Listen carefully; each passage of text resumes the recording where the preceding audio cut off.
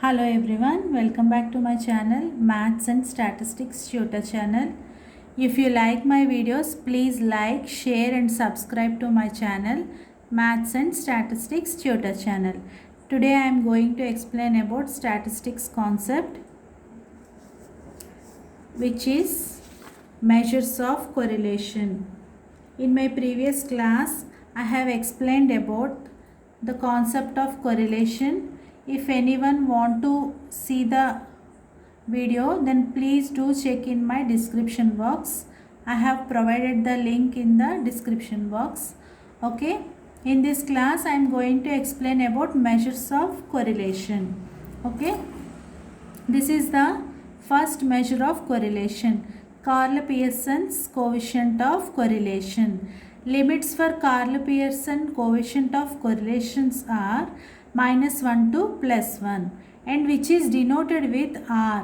R x comma y. R x y also we can write.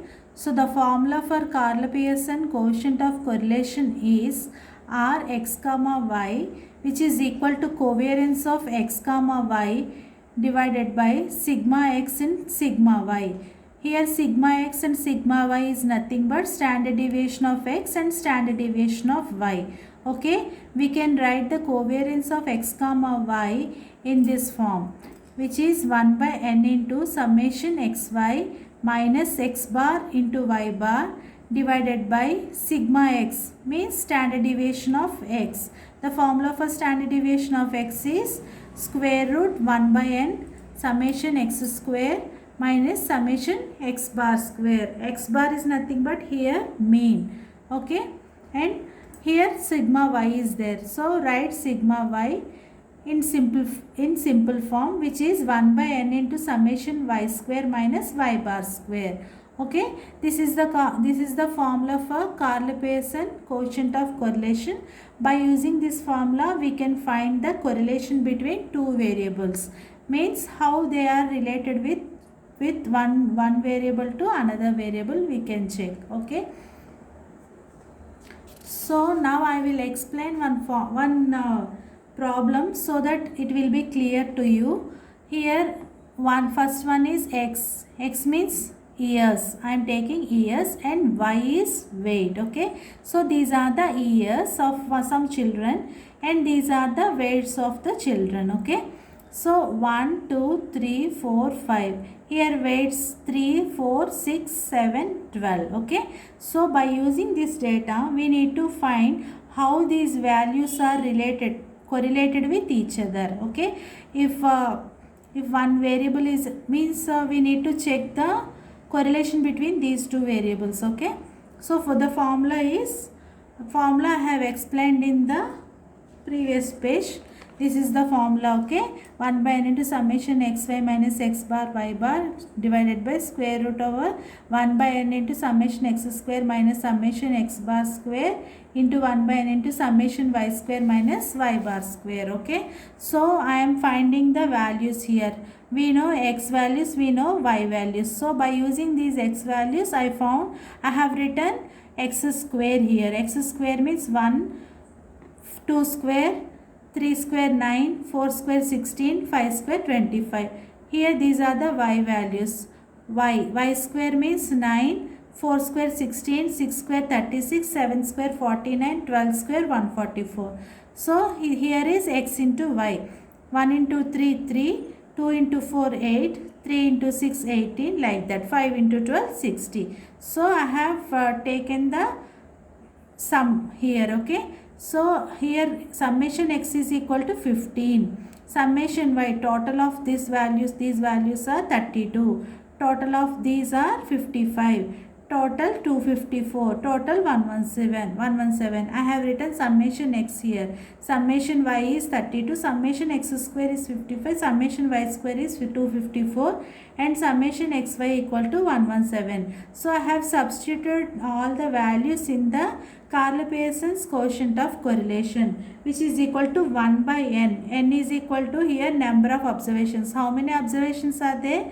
1, 2, 3, 4, 5. Here 5 observations are there. That's why I have written 1 by 5 into summation xy. Summation xy is nothing but 117. So I have written 117 here minus x bar into y bar.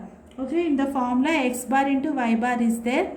X bar means summation x by n. N is 5. So 15 by 5, which is equal to 3. 5 3s are 15. So I have written here 15 by 5. Okay, into y bar is y equal to summation y equal to 32. Y bar, what is the formula for y bar?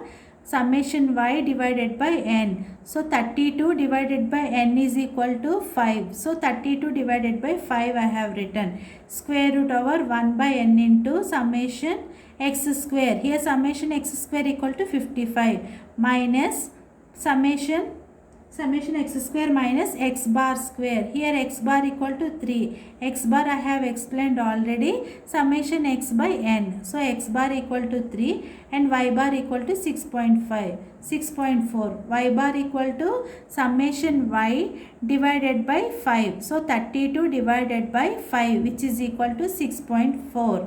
Okay, I have substituted all the x bar and y bar values. Okay, 1 by 5 into x square. Summation x square equal to 55 minus x bar whole square. X bar equal to 3. 3 square equal to 9. Like that, square root over 1 by 5, 1 by n into summation y square 254 minus y bar. Y bar equal to 6.4. So 6.4 whole square equal to 40.96. By using the calculator, you can easily find out the square of these values. Okay, 6.4 equal to 6.4 whole square equal to 40.96. Okay, so 115 divided by 5 equal to 23.4. 5 3s are and 5 6.4s are 32. So 3 into 6.4. 3 into 6.4 equal to 19.2. This value is 23.4 and this value is 19.2. Divided by square root over 5 11s are 55. 11 minus 9. And here 5 50.8s are 254. So 50.8 minus 40.96. 23.4 minus 19.2 equal to 4.2. And this one square root 2. Square root 2 equal to 1.414 and square root of nearly 10. Nearly 9 it will come. 9 point something it will come. Okay, square root of 9 point some value is equal to 3.14. So 4.2 divided by 1.414 into 3.14, which is equal to 4.439. So answer is 0.94615. Okay, we know the limits of the Karl-Pearson's quotient of skewness. Karl-Pearson's quotient of correlation equal to -1 to 1. So which is here, this value is in between -1 to 1. Okay, this is the first method of calculating the measures of correlation in Karl-Pearson's quotient of correlation. Okay, I will explain second method also, which is Spearman quotient of correlation.